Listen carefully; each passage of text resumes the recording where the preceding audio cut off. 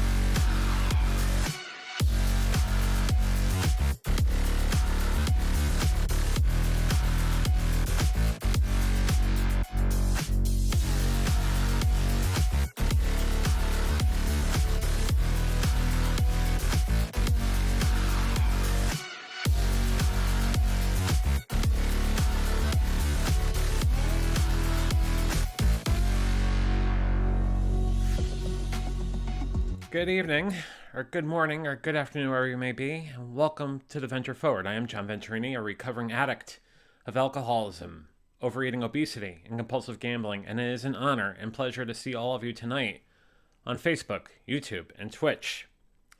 And as some people alluded to, yeah, there was no music in the open, and the opening pre-roll didn't run, so I will fix that in post for sure, but glad to see all of you tonight on what is, quite frankly, a very important topic, and that of triggers.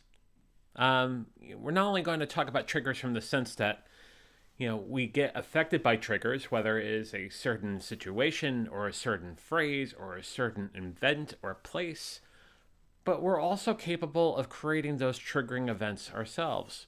So we're going to talk about all of that tonight. And I will very much be open and adamant about the times I realized that my mind wasn't in the greatest places because I might have caused a triggering event or two, as much as a triggering event or two has affected me. So it definitely does go both ways. But before we begin the conversation, let's see who wins the door prize. On YouTube, it is Jamie, who says, "Evening all." Evening, Jamie. How are you? Hope you're doing well. We got Sue, who says, "Hi, Jamie Rose. Hi, JV. Have been hectic with the Backstreet Boys reunion tour at work, but staying safe. Glad to see you tonight, Sue, for sure." We got Laura on Facebook, Laura on YouTube, rather, who says hello. And we also have a couple of comments about the music. So, yeah, anyone not hearing the song and then eventually now I hear music. So there you go. Ecamm being Ecamm. But that happens from time to time. Can one call that a triggering event? Maybe. Maybe not. Who knows? But how do we recognize and avoid triggers? That's tonight's program.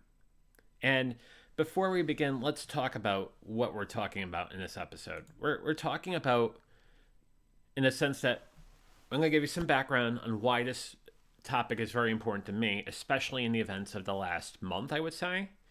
We'll talk about kinds of triggers. We'll talk about how to avoid or embrace triggers, because there's a way that when we are getting the help that we need, we talk about our toolbox, and we'll mention what the toolbox is again before the end of the show. How that toolbox comes into play with respect to fighting those triggers or coming up with a better, healthier relationship towards those triggers. We'll talk about how to make them stop or get help. And we'll take your questions and comments as we normally do on the show. I'm going to talk about a psychological or some sort of mental-based trigger for a minute, if you don't mind indulging me for a minute. I used to live in the New England area, and I very much have some really strong memories there, but I am also averse to the area. And so much to the point where I really had to come to grips with the fact that if I'm going to make any sort of stance in my life, I have to start new traditions. I have to start new sort of mentalities about these things. This is something that I got out of my therapy sessions. This is something I got out of my recovery groups. Is a sense that we have to form our newer traditions, our new traditions, to make us forget about the pain from the past. Now, mind you, this is the most simplest sort of example in the sense that when we talk about relations of the heart, relations of the mind, relations of the soul, it, in the grand scheme of things, is lighter versus other kinds of trigger and trauma that we would talk about or that we would normally recognize. But at the end of the day, it's very much a same sort of situation. We can either address it straight on or we can avoid it. But at the end of the day, if we end up avoiding it, we're depleting ourselves of the life we should be living. And that was very much the advice that I was given, not only from therapy, but from my support groups, in the sense that in order for us to form new traditions, in order for us to form healthier relationships based on places or things or people, we have to make it a concerted effort to make it about ourselves, to do stuff for us, to do healthy things for us. I'm not saying that we are going to go out there and do the most irresponsible things. We're going to form new traditions. We're going to do things that are true to us. And that's one of the ways we can overcome this sort of emotional or mental based trigger. In the sense that if there is a pain point in our lives and we're trying to avoid it, the best thing we can do is start forming new traditions for ourselves. Start forming new mentalities, things that mean something to us that we can quickly have good memories about the past but never dwell upon them, and start working towards us. Laura says she learned that there's a 12-step program for emotions with online support groups. Yes, there is. There very much is a 12-step program with respect to that. And I think when we become one with our emotions and recognize that there is impasses as far as how we deal with things, that's how we could start working through that program. It's not necessarily the same sort of mindset as, say, CODA or Codependence Anonymous, but it is somewhat alike to it as far as dealing with emotions, dealing with how we process things. Jamie says there are so many 12-step programs for all kinds of things. It is awesome. Very much so. And we're actually going to we're going to do something we normally don't do tonight. We're going to actually quote from Melody Beattie's book as far as, one of the truest authors as far as codependency, about the language of letting go. And today's actual entry is a very good one. It's about gratitude. It's somewhat related to this. We'll talk about it towards the end of the show.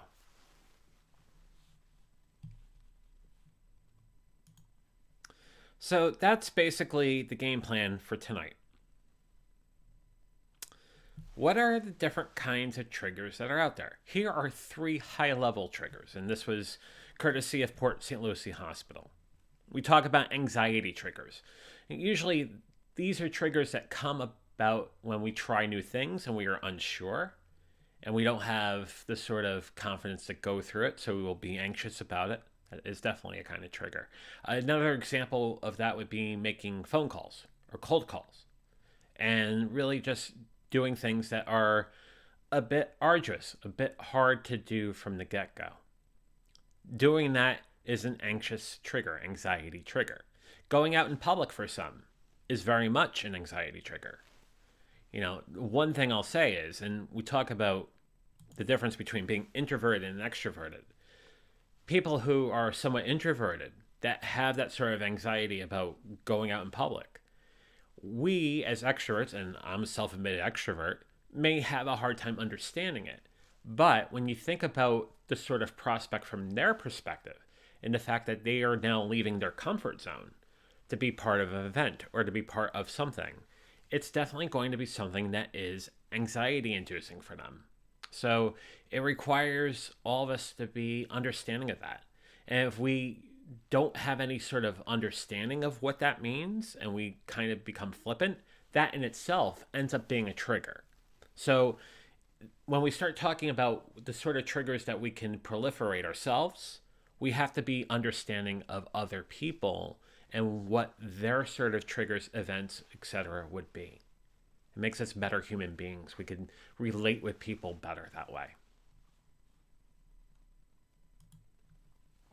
When we talk about an anger trigger, we're talking about a trigger where there is a lack of control, where we feel like as we say, the train has gone off the rails, so to speak. Sometimes, and I say more times than not, it's usually based in trauma, whether it's an emotional trauma or otherwise. And the danger here is that sort of anger trigger can lead to co-occurring disorders, drugs, alcohol, gambling, what have you. We think about the things that drive us to the addictions that we've talked about on this show. An anger trigger is definitely one way that can happen. I think about a time that I'm angry, especially in a time not so long ago, 2 years ago, 3 years ago, 4 years ago. And I think one of the places where I felt that I can get solace was the casino. One place where I felt I can get solace was overeating at a restaurant or in a fast food line. So those sort of drips, we talk about dopamine drips or that sort of chemical reactions from those sort of events, as basically as a refuge or sort of a coping mechanism from the anger trigger is very much a thing. We talk about that as a co-occurring disorder. When we start talking about trauma triggers, then now we're talking about post-traumatic stress disorder, PTSD. Now we're talking about mechanisms where we're leading to avoidance, whether it is a conscious sort of avoidance, knowingly or otherwise. And then, moreover, it's the sort of situations that remind us of the past trauma.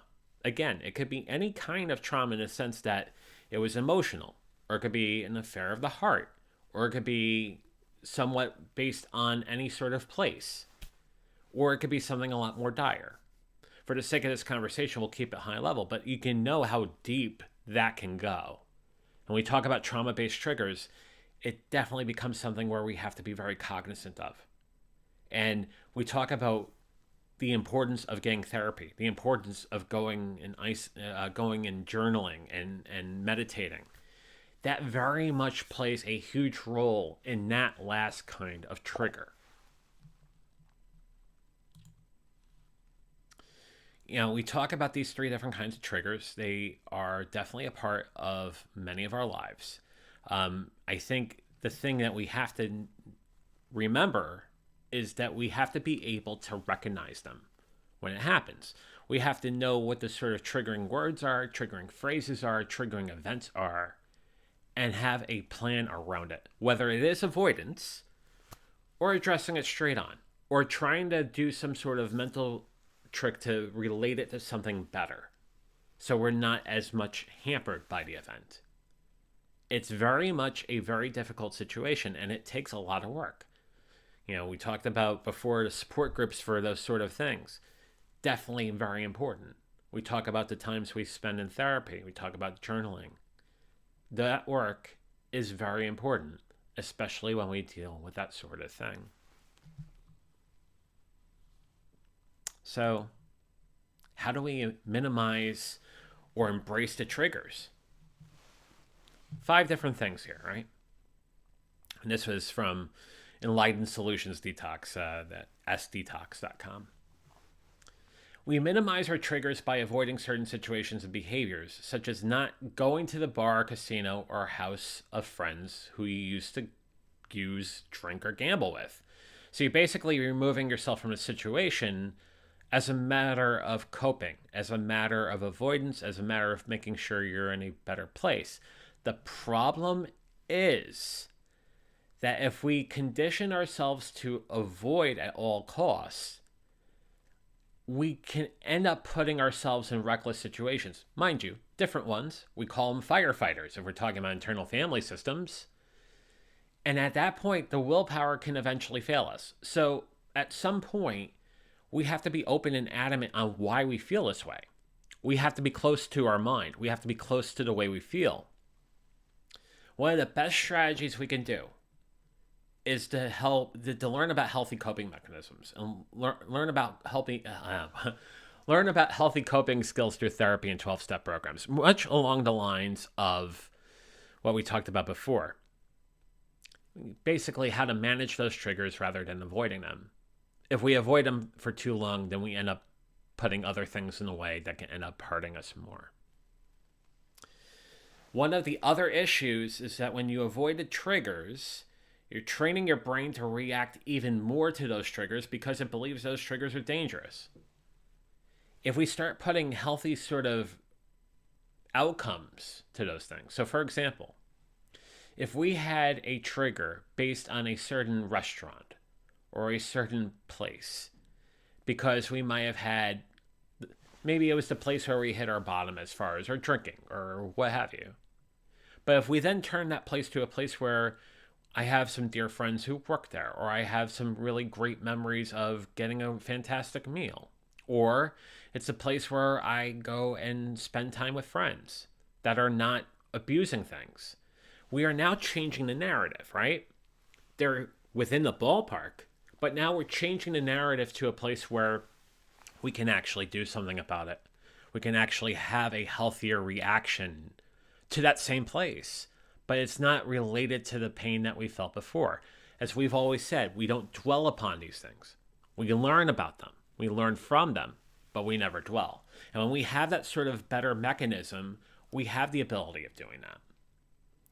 When we start confronting these triggers and practicing the healthy coping mechanisms, we go to meetings, call a sponsor, we do yoga, we meditate, do other healthy activities, we end up becoming a very important word. We end up becoming resilient. And we think about a lot of the things we've talked about on this show, as far as the overweight, obesity, as far as the alcoholism, as far as the compulsive gambling, as far as the bankruptcy, as far as the divorce, as far as this. It has really been a lesson on how to become resilient, because we have to drive that for ourselves first. The best thing we can do is not dwell upon these things, but work for a place where we have a better relationship with these things instead of avoidance.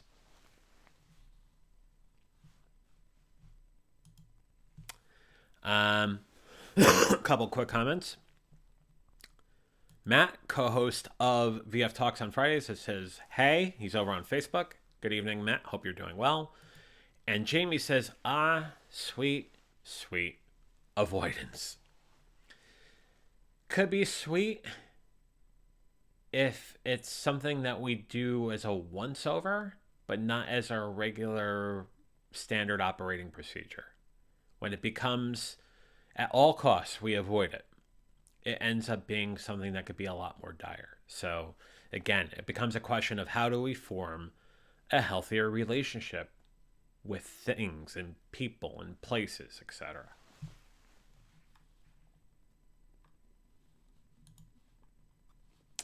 Easy says, over on Australia, good afternoon. Good afternoon to you, Easy. Hope you are doing well. Let's talk about emotional triggers. So when we think about the sort of deep level of the triggers we talked about a few minutes ago, it could stand really deep. But the thing is, we can get emotional triggers from a lot of other places, from the most easiest of things. We think about someone mispronouncing our name, or someone not getting back to us as soon as we would have liked them to. And you think at the end of the day, well, it's just a minor misstep. It's just a mispronunciation. It's just something where, they have other things to do and they're not going to get back to us as quickly as we can. And there are times where we may not be able to get back to them as quickly as we can. Seems very light on the surface, but the emotional triggers that we have are really temperature gauges and barometer readings for our lives. It ends up telling us who's running the show, who's pulling our strings, and the temperature at which we've been living life. When something as simple as a mispronunciation of a name, something as simple as someone not getting back to you as soon as possible, becomes something that is earth-shattering, where you get those sort of anger triggers that we were talking about before, there's something wrong. Tying this a bit personally, between divorce, denials, disillusionment, debates, and disagreements, I have seen my share of triggers being pulled and have been guilty of pulling them myself when we are in a sort of lesser sort of mindset, when we are thinking not with respect to the entire situation, but thinking about what is going to satisfy the anger, that's going to satisfy our sort of skirmish. It ends up becoming a trigger. But in this case, we're deploying the trigger onto someone else, whether we realize it or not. And it just becomes a question of being a better human being, as we talked about in the beginning of this episode. A couple comments. Brad over on YouTube says, don't worry, guys. I'm here. Yins can all relax. Hope everyone is well today. Jamie is cheating at Words with Friends. Jamie, that's something you're going to have to address with Brad. Just saying. Paul, co-host of VF Talks on Fridays. How you doing? He says, great topic, JV. Good to see you tonight. And Jamie says, easy, hey, Brad, you wish. Hey, Paul, I have played and beaten the game. Like, haha. There you go. You know, if you're not talking about Words with Friends, then you're talking about Wordle these days, aren't you? I mean, that's basically what that sort of question of word games have become. It's either Words with Friends or Wordle and 5-letter words and all that. So those are emotional triggers, right? How can we make that stop? The last one on this list is going to be a little bit of something you would never expect me to say, but I'm going to say it anyway. But first, knowing your trigger words, knowing your trigger phrases, knowing your trigger events. When they come up, taking a timeout, taking a walk, calming yourself down. Whether it's someone questioning something as simplistic, or the trigger word of someone mispronouncing your last name. Taking a timeout, taking a walk, calming yourself down. Next, getting plenty of sleep every night. It's amazing how much we will neglect the importance of sleep in our lives. And when we don't have sleep, we really stand a chance for us to have those sort of triggers come out. The next one is very important. I'm actually going to go to main on this one. Fire the complainers, drainers, and manipulators from your inner circle as soon as possible. I say this because when I was a 480-pound morbidly obese guy, I was a complainer. I was a drainer. And I was in a bad mindset. I could have manipulated. I don't think I did, but who knows? When your mind is in a very bad place, someone stands to reason to fire you or get you out of their inner circle because you're going to draw them down. And nobody wants that. Everybody comes together with the best of intention, the best of care, the best of love, the best of wisdom, the best of heart. But when it's always dire, in the sense that you're always complaining, that is going to be a problem. I say this because, again, I was a person that used to do this. And I've worked very hard not to do it anymore. But I'm also very cringe. I cringe a lot when I see it happening around me.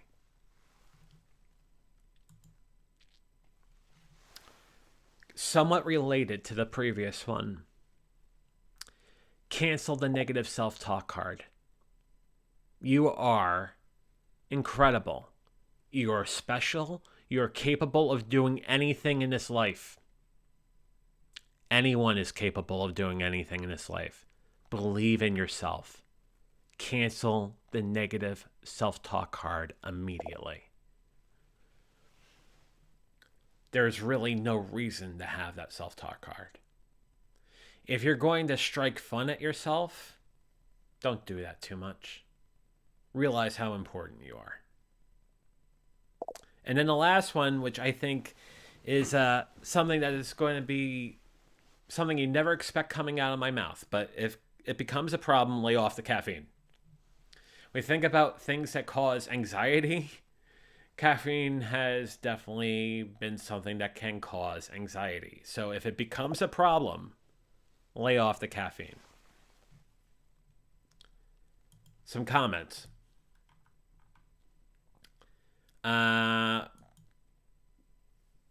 Paul says, "Hey Jamie, I need to finish Lake. Did I have an action-packed ending where you have to save the mail from a burning building? Potentially." Paul also says, "Have you gotten into Wordle, JV? It's lingo of 2022. I call it lingo. I'm telling you, I truly think before the end of the year, lingo is going to make a reappearance on our TV sets, for sure." Sorry. Austin says, "Hey JV, good to see you, Austin." Austin also says, "I'm definitely going to watch the replay on this one." Yeah, please do. Matt says, "These items are stuff you can do to make it stop. What are the things that to make someone else stop doing things?" Well, it goes back to what I was saying before. If someone has been known to be a drain, a complainer, someone who is sucking the life out of them, I, at one time in my life, I think I called that sort of person the succubus, I guess, if you will. Feel free to push them aside. And it's not for the sake that you don't care about them, but you realize how much they drain you. So you take care of that. Jamie says, yes, it's hard to get rid of some people sometimes, but so necessary when they are toxic. That's the word. Toxic, Jamie. We have to be aware of toxic personalities in this life, especially when they don't realize they're doing it. We can have an open and honest conversation about it, but there's only so much that we can go before they start drawing against us. And if our walls are not tall and are not strong, we stand a chance of hurting ourselves big time. They're hurting us, whether they realize it or not, and we're definitely being hurt in the end run. Jamie also says, I used to complain so much in my addiction too. It was bad. It used to be so negative. Yeah, me too. But you realize that that was a problem, and you have made a concerted effort to realize that was a problem, and you're living the best life you can now, Jamie. I look up to you without question. Jamie also says, negative self-talk is still hard for me. Yeah, sometimes I feel like joking around, and I'll take this sort of comic approach, and I may crack a joke against myself. I don't try to do it often. I know how important this life is. Austin says, it's not easy to get rid of that negative self-talk card. He's definitely tried. Yeah, it's not. It requires a major change in mindset. But it's a change in mindset that is very much important. Nicole, how you doing? She says, don't forget to like this video, everyone. Like, comment, subscribe. You want to do me the honor, you can buy me a coffee as well. Buy me a coffee/venture forward. I enjoy this show. I enjoy doing this for all of you, and I appreciate everybody who likes, comments, subscribes, buys coffees, and all that stuff. You guys are amazing, so thank you. Easy says, the only trigger I have is when I'm flicking through channels and run into Teletubbies. I yell and throw my remote at the screen. Hey, that's between you and the Teletubbies. If it triggers, the best thing you can do is change the channel or do whatever. Jamie says, yeah, I'm on decaf now because high test was giving me too much anxiety and other side effects. Yeah, when you realize it's a problem, you have to take a step back. Is it a total abstinence from caffeine? Could be. Or it could be a sort of thing where you do an elimination diet and you work it back in gradually. But going off of high test is probably a very good call. I definitely don't drink as much coffee as I've had. I'm down to I don't even have Americanos much anymore. Maybe one Americano a week. And this is from someone that was drinking 2 iced Americanos a day. Ventis, 6 shots. So there's a definite difference there. Haas says, no caffeine. Miss me with that nonsense. Haha, just kidding. Well, and you understand what it brings to you. If it gives you that sort of mental agility in the morning, that's fine, but also be aware when it starts causing anxiety. Austin says, I have someone who sends me triggers all the time, but they don't know they're doing it because I'm the person that doesn't speak up. I just stay quiet, and that's my biggest issue. You got to speak. Yes, you got to speak. If something's affecting you, the only way that anyone can understand it is by saying something. Now, if they ignore you when you say it and they don't take you seriously, then it's up to you to do your due diligence and say, you know what? I can't hang out with you anymore. That is something that affects me greatly. You don't understand that. I'll spend a little time with you. That's about it. Thank you, Jamie, for the super chat. She bought me 2 coffees. They better be decaf Americanos, okay? Okay, buddy? Jamie, thank you, sweetie. Thank you very much. I appreciate that. I'll try to make them decaf.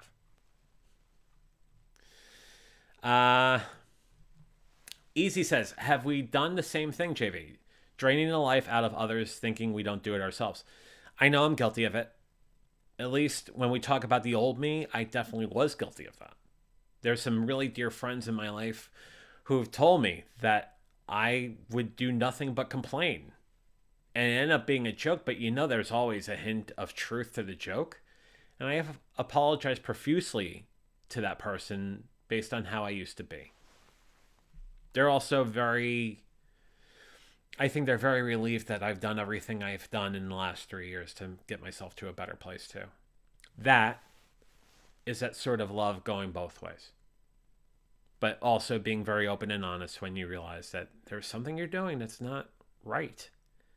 And it's not healthy for you, it's not healthy for others. Laura says, Jamie, that is me too. I struggle with so much negative self-talk, and a big trigger for me is rejection. I quit, hide to avoid failure, working on it. It's the best we can do is work on it.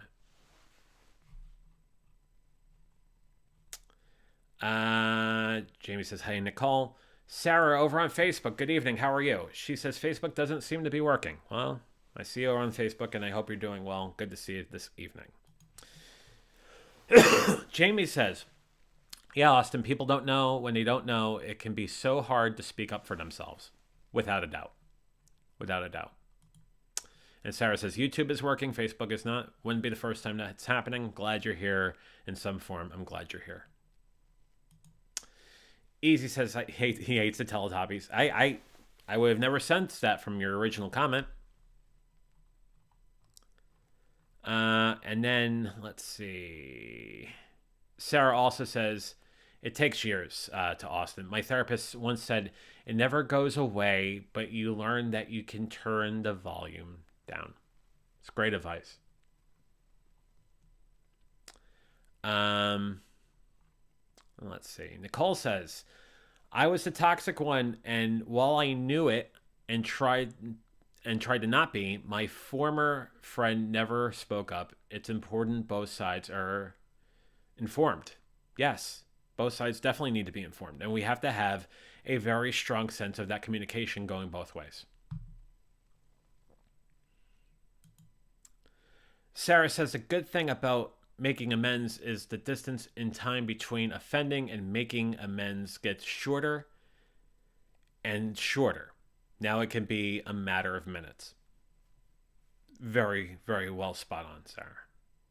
And Jamie says to Laura, you got this. Laura, you do have this. You got it. And you got all of us too. You got a very loving community here. And you definitely have it. Michelle on YouTube from Canada says, hello, everyone. Sorry for my tardiness. Michelle, it's okay. I'm glad you're here. Very glad you're here. Jamie says to Sarah, it's so true. The time between amends does get smaller because you realize you need to make amends quicker. Speed of amends and just letting time work its natural process is one thing. But not being afraid to do it when you realize that there's something wrong is the most important thing we can do. Not only for ourselves, for the other person, when we are the one that's triggering or the one that's being triggered. In both cases. So that's how we make it stop. Let's talk about our toolbox. We talked about the toolbox before on the show. It's worth us mentioning what the toolbox is again. For us, it's 4 key pieces, but there's more, and we could talk about that in the weeks to come. But journaling, first and foremost. We definitely get a major benefit by journaling, even if it's in short prose or in poetry or a caption to a picture or a video entry or an audio entry. Keeping that one-to-one communication with ourselves is very much an important and cathartic exercise that we need to do. Meditation, that sort of coming to that centering that we need to do every day. Very much important. Whether it's a question of doing headspace or going to find a video on YouTube or what have you, we need to meditate. We need to make that connection. Third would be therapy. Whether you're getting that therapy in an office live with a therapist or a psychiatrist, or you're doing something like BetterHelp or Cerebral, therapy is very much important these days. As much as we would go to our PCP when we're not feeling well physically, we should go to our therapist when we're not feeling well mentally. In my case, therapy is definitely a weekly exercise, and an exercise that is very much important. It's been very much important the last 2.5, 3 years. Will continue to be an important exercise as we go forward. Group sessions. Finding groups that have similar sort of interests, similar sort of, whether we're talking addiction groups or what have you, and really taking that community in importantly. Now, in my story, the last 2.5, 3 years, it's been recovery groups, it's been the live streamers. Both have played a very important part in my life. The live streamers have given me the ability to start speaking my mind, start becoming one with my words, start feeling free to present and create. They are very much important to this story. The recovery groups are beyond important as far as they're addressing my addictions, they're addressing the mechanisms that were at play. Both of those worlds are very important. These are the groups that I rely on to be in a better place. And we need that. We need that sort of sense of community. They in themselves become a place where we can seek that wisdom so we can become better. The key here is that we must be transparent to our trusted circle, whether it's our journal, ourselves, our therapists, our support groups. It is on us as others are doing the same for us. And I mean that. With the group sessions, with my different groups I'm part of, I know that they are there for me as much as I am there for them. And it works together because we form these groups, we form these families. They become very much a part of our lives. We need that though. We need that in order for us to be in a better place. I'm going to go back to Maine for a second.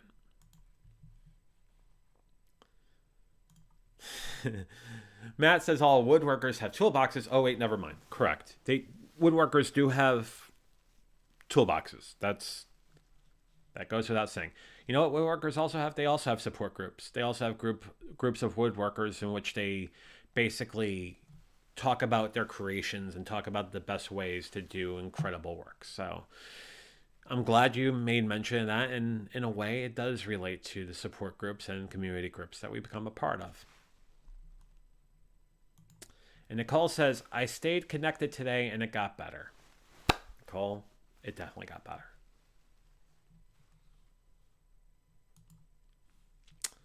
So that is the toolbox. We must never lose sight of how important the toolbox is. In that, we talk about reading. We talk about things that we do to try to get better with our lives. One of the books that I've been quoting within one of the recovery groups that I'm part of is The Language of Letting Go, Melody Beatty book. Very important. It's selections from many of her books put together every day, 365 entries. Very good stuff. So good that I'm actually going to quote from today's at the end of tonight's program. The next piece would be Daring Greatly, Brene Brown. An incredibly well-written author with a lot of good words for the things that we are dealing with, especially in this journey. I definitely recommend that. Next one would be Food for Thought, which is a daily meditation for overeaters. It's something I read a lot. We must never lose sight of the mechanisms that are at play as far as why we overeat and becoming one with that. And then the last one would be Bob Goff's Everybody Always, becoming love in a world full of setbacks and difficult people. This is almost likened from tonight's topic, isn't it? Because at the end of the day, we have to basically take care of ourselves first. We try to be strong, try to keep a well-minded heart, well-minded soul, well-minded brain, so we could take care of anybody and everyone. Of course, within reason, but when we take care of ourselves, then we are definitely providing the best possible person we can provide.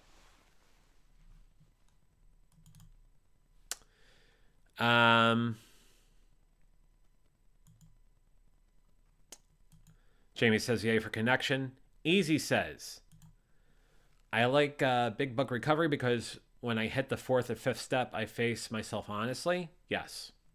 It talks about the power of the 12 steps without question.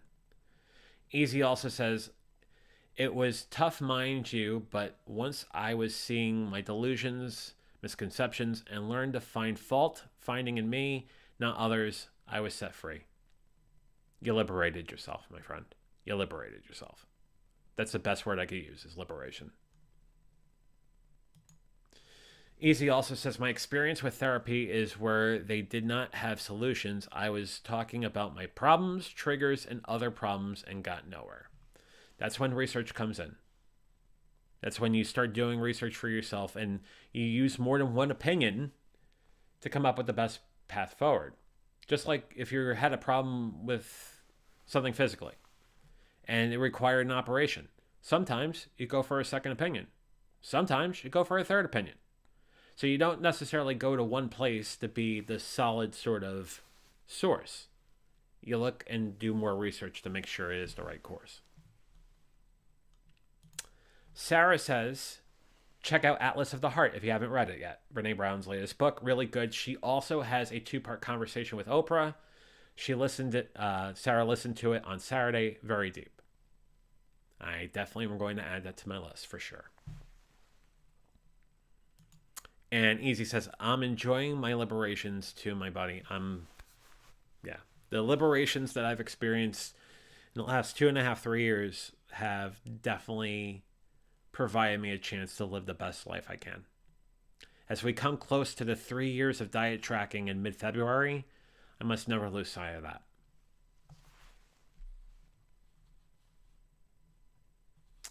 So I promised you today's journal entry from the language of letting go, and today's entry, some of you might have heard this already, as we talked about it in our group, but gratitude. Sometimes in life, things happen too fast. We barely solve one problem when 2 new problems surface. We're feeling great in the morning, but we're submerged in misery by nightfall. Every day we face interruptions, delays, changes, and challenges. We face personality conflicts and disappointments. Often when we're feeling overwhelmed, we can't see the lessons in these experiences. One simple concept can get us through the most stressful of times. It's called gratitude. We learn to say thank you for these problems and feelings. Thank you for the way things are. I don't like this experience, but thank you anyway. Force gratitude until it becomes habitual. Gratitude helps us stop trying to control our outcomes. It is the key that unlocks positive energy in our life. It is the alchemy that turns problems into blessings and the unexpected into gifts. Today, I will be grateful. I will start the process of turning today's pain into tomorrow's joy.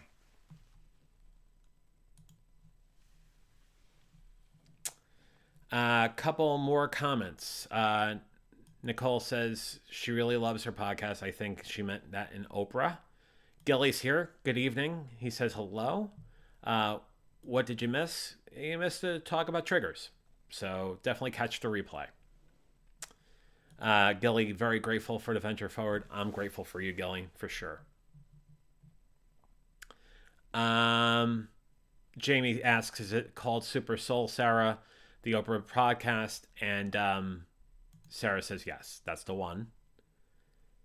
And Laura says, I'm also grateful for the venture forward. I am grateful for all of you.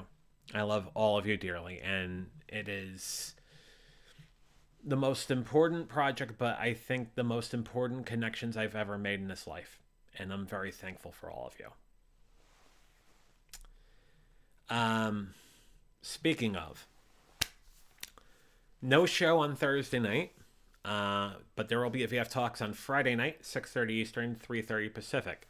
1 week from tonight, we're going to start talking about overeating again. But this time we're going to take the perspective of mindful eating, in the sense that when we've had an overeating or obesity problem, there was a lack of mindful eating. So we're going to talk about that 1 week from tonight. We're going to talk about my story once again as far as the obesity, but also the sort of changes I made in this life to make sure that I am eating in the most mindful way possible. So that will be the topic 1 week from tonight at 8 Eastern, 5 Pacific. Some final comments. Easy says, he's enjoying living in gratitude. It is really, really important to live in gratitude. It's one of the most important mechanisms we can have. Sarah says, mindful eating so important. Definitely looking forward to sharing my take on that and what I've been doing to become more of a mindful eater. And Easy says, I catch myself complaining and I say to myself, oh, shut up. You want to go back 25 years ago?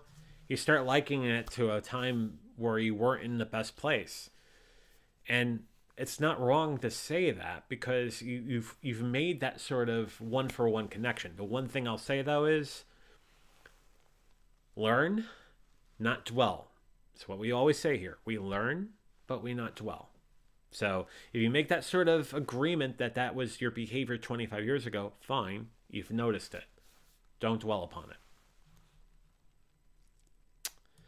Jamie says, grateful for you all. And yes, it is, Sarah, learning how to do that. Yeah, without question. Gilly also says, life doesn't have trigger warnings, John. There's always a line between reality and being too nice. I will carefully disagree with you there, Gilly.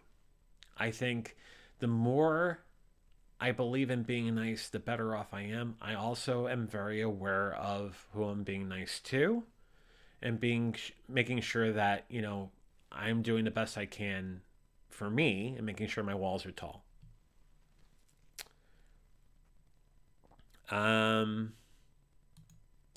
Sue says, very grateful for the venture forward, finding freedom for sure. Thank you, Sue. And Sarah says, that's good, learn, not dwell. Yeah. But on that, I'm going to say the same thing I say at the end of every Venture Forward and VF Talks. Stay safe, stay sane, stay strong, stay sober. You're worth it. Have a wonderful night. I will see you Friday night for VF Talks at 6:30 Eastern, 3:30 Pacific, where we have a conversation about anything and everything. Have a wonderful night. Fly be free.